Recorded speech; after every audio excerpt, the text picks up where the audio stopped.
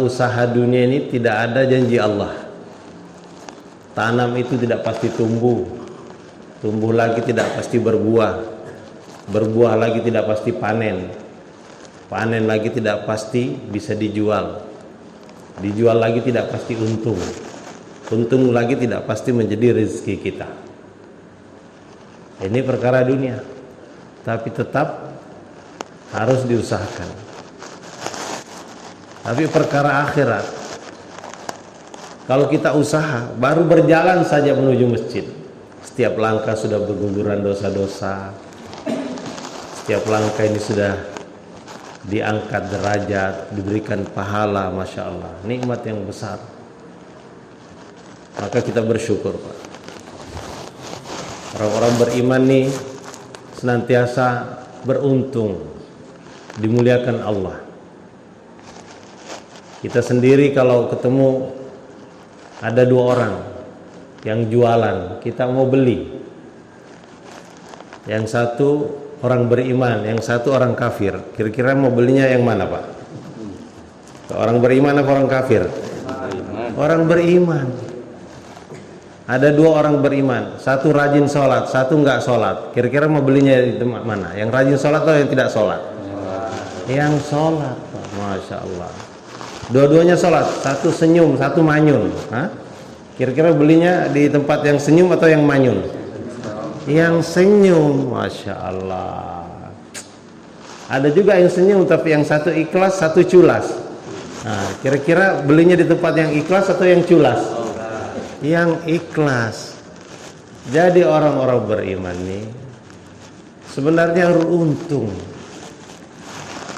Kalau ada dua pilot pesawat terbang, yang satu beriman, satu tidak beriman, Bapak mau beli pesawat yang orang beriman atau yang tidak beriman?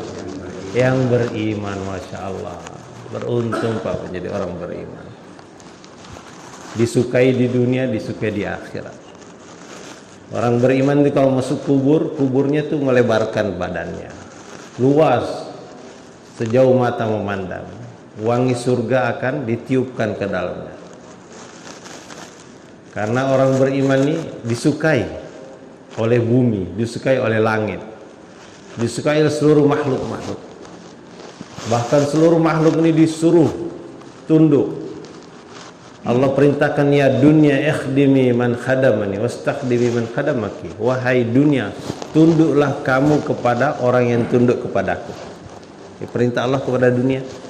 Perintah Allah kepada sawah, ladang, pabrik, toko, kantor. Dunia ini disuruh tunduk kepada orang beriman. Itu sebabnya dahulu para sahabat, walaupun jumlahnya sedikit, bisa menaklukkan negara-negara superpower. Rom, Parsi, kalau sekarang tuh mungkin Amerika, Cina, tunduk di bawah kaki-kaki orang beriman.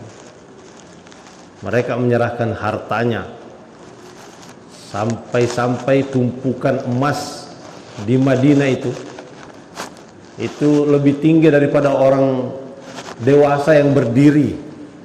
Disitulah mahkota Raja Kisra dijadikan bola oleh anak-anak Madinah, ditendang-tendang itu emas. Saking kayanya mereka pada waktu itu, sampai-sampai dikatakan, sering disampaikan oleh Pak Cecep, bahwa datang kekayaan dari Rom dan Parsi itu sebesar 3 miliar dinar. Satu dinar itu 4,25 gram emas. Sekarang harga emas udah mahal. Ada yang jualan emas di sini? Harga emas lebih dari 2 juta sekarang. 2 kali 4 sama dengan 8. 8 kali 3 miliar sama dengan 24.000 triliun. Saya dengar Menteri Keuangan mengatakan utang NKRI 9.000 triliun. Masih lebih banyak uang sahabat. Kalau kita pinjam uang sahabat 9.000, masih sisa mereka 15.000. Jadi kaya raya sahabat. Kekayaan datang kepada mereka dari mana? Apakah pertanian mereka begitu hebat? Tidak, Pak. Kalau Bapak sudah pergi umroh, pergi haji, melihat negeri sahabat itu gersang, kering kerontang. Sejauh mata memandang itu batu, pasir, panas terik di siang hari, dingin menusuk tulang di malam hari. Tapi hidup mereka sejahtera. Atau mungkin mereka punya sarjana ekonomi yang lebih canggih? Tidak ada. Gak ada sahabat yang masuk sekolah, yang masuk kuliah. Gak ada. Siapa sarjana ekonomi di zaman sahabat? Gak ada. Hadirnya mulia, harusnya negeri kita ini jauh lebih makmur daripada negeri sahabat. Karena tanah kita gembur, tanamannya subur, sejauh mata memandang hijau royo-royo, gunungnya besar, dalam gunung ada emas, ada minyak, ada batu bara. Lautan kita luas, dalam laut ada ikan besar, di dasarnya ada mutiara. Tapi kenapa rakyat tidak sejahtera? Kenapa rakyat mengeluh hidup sengsara? Hadirnya mulia, kata Haji Halim Hasan nih, Gubernur Bengkulu, karena salah kita itu gunung didaki, lautan diseberangi, masjid dilewati. Kadang kita jumpa masjid lebih banyak tiangnya daripada orang sholatnya.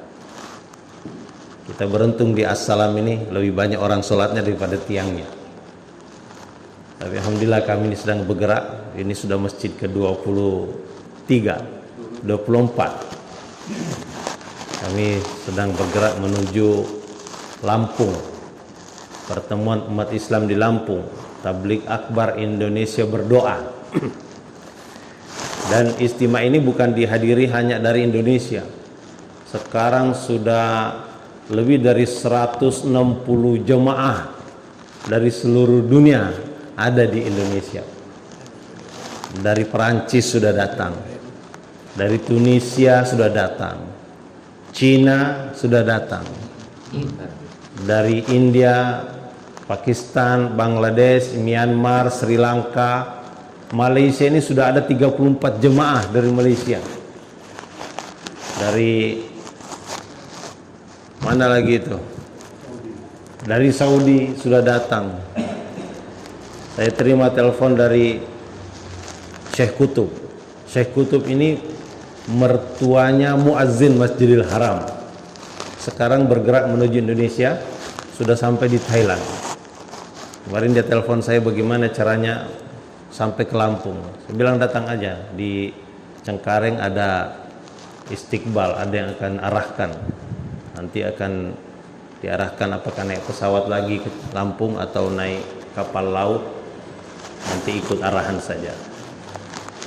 Dari Papua, Ternate, Maluku, Ambon, Sulawesi, Kalimantan, mereka charter kapal datang ke Lampung.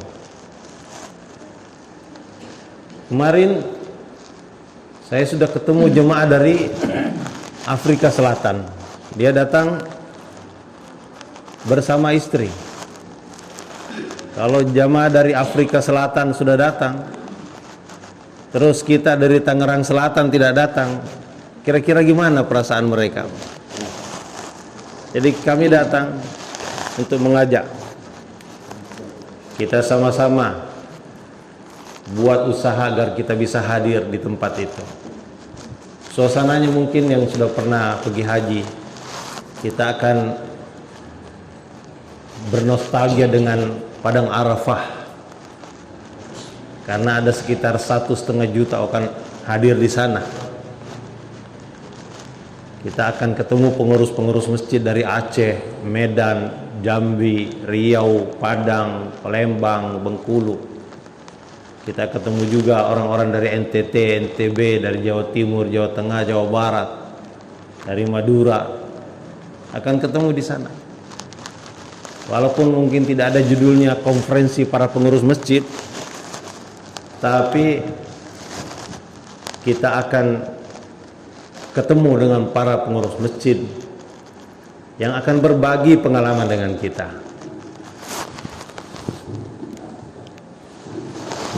Bagaimana caranya mereka makmurkan masjid? Sayang sekali kalau masjid sudah ada tapi tidak dimakmurkan. Orang yang mewakafkan tanahnya, hartanya, itu marah kalau dia sudah berikan warisannya untuk dijadikan masjid, kemudian masjidnya sepi. Target kita ini 100% adalah kibalik ini sholat berjamaah di masjid. Jangan ada satupun orang yang mendengarkan suara azan tidak datang ke masjid berjamaah. Itu target kita. Dan itu akan menyenangkan yang mewakafkan tanahnya. Mungkin dia sudah berada di dalam kubur. Kalau masjidnya makmur, apalagi di Masjid As-Salam dibikin 2 tingkat. Berapa banyak harta dibelanjakan untuk membuat masjid sebesar ini. Kita harus pikir dan usaha keras agar setiap orang yang ada di sekitar kampung ini datang sholat berjamaah di masjid. Karena kalau masjidnya sepi, marah nih orang yang ada dalam kubur itu. Kalau diizinkan dia akan bangun, dia akan tendang batu nisannya. Kemudian dia akan datang ke masjid mencekik lehernya para pengurus masjid. Kenapa saya sudah kasih harta saya tapi kalian tidak mengurus dengan benar? Mendingan dulu uang saya kasih untuk bikin jembatan sehingga setiap menit, setiap detik orang lewat saya dapat pahala. Atau saya bikin madrasah sehingga setiap anak baca Quran, baca hadis saya dapat pahala. Saya kasih harta saya untuk bikin masjid. Kenapa masjidnya sepi? Marah itu orang dalam kubur. Maka kita harus usaha. Dan kita harus hidupkan masjid kita seperti hidupnya Masjid Nabi. Saya sholat di Bombay, sekarang namanya Mumbai. Sholat subuh seperti ini, musim dingin, itu sampai di teras-teras orang sholat. Orang datang dengan berselimut karena dingin dan agak jauh masjid itu dari perumahan, gelap, agak di pendakian. Tapi subuh itu rupanya hampir semua masjid di India yang negeri Hindustan yang minoritas muslim itu makmur. Saya tanya apa rahasianya sehingga kalian bisa bikin masjid makmur seperti ini? Kata mereka sederhana, kami ikut apa yang ada di Masjid Nabi. Di Masjid Nabi ada dakwah, kami buat dakwah di sini. Di Masjid Nabi ada taklim, kami buat taklim di sini. Anak-anak ada taklimnya, orang-orang dewasa ada taklimnya, perempuan ada taklimnya. Ada taklim dibuat, zikir ibadah dan khidmat. Setiap pagi itu mereka siapkan dal. Ada yang paham dal? Pernah makan dal? Dal ini seperti kacang hijau, bubur kacang hijau tapi dia warna kuning. Nah, dal boleh di sini. Kalau tidak ada dal di sini, kalau tiap hari disiapkan singkong rebus, udah, insyaallah. Ini Haji Yahman siapkan singkong rebus di sini, masya Allah. Orang akan senang. Lebih mudah Pak ngajak orang makan daripada ngajak sholat. Kalau kita ngajak sholat banyak alasannya. Kambingnya baru beranak, nggak sholat. Ayamnya baru telur, nggak sholat. Kadang-kadang bebeknya mencret, nggak sholat. Tapi kalau kita ajak makan, walaupun dia lagi motong kayu, tinggalkan tuh gergajinya, ikut. Kenapa majelis tahlilan lebih ramai daripada sholat isya? Bukan di sini, kalau di tempat saya itu begitu. Majelis tahlilan lebih ramai daripada sholat isya, karena tahlilan ada makanan, ada besek. Ini makanan ini daya tarik, sehingga di Masjid Nabi itu selalu ada makanan. Kalau sahabat kelaparan itu, mereka bukan ke warung Padang, bukan ke warteg, bukan cari soto Banjar, soto Makassar, tidak. Sahabat tuh pergi ke masjid cari makanan. Sayyidina Abu Bakar datang ke masjid, menyusul Sayyidina Umar. Heran Sayyidina Umar, kenapa Abu Bakar ada di sini? Ngapain Mas di sini? Tuh, aku lapar, Mar.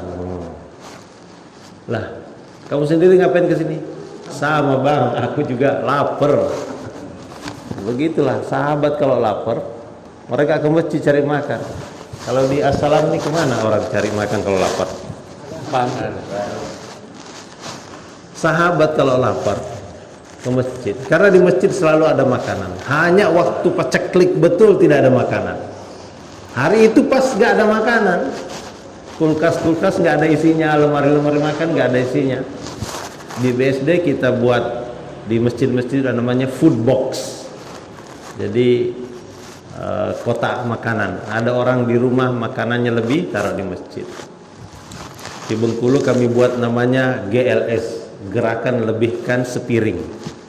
Jadi setiap rumah kita minta masak lebihkan sepiring. Sepiringnya bawa ke masjid. Jadi kalau ada 100 rumah, itu tiap hari ada 100 piring di masjid. Nah, orang rame. Kalau Ramadan itu waktu maghrib ramai, kenapa? Karena ada makanan, ada takjil ya, buka puasa orang itu maghrib. Nah, harusnya kita teruskan tradisi Ramadan. Hadirin yang mulia, begitulah. Lebih mudah kita ngajak orang makan daripada ngajak sholat. Kalau makanan sudah ada di masjid, insya Allah orang betah di masjid. Orang betah di masjid. Kenapa orang betah di warung, betah di kafe? Di sana ada makanan.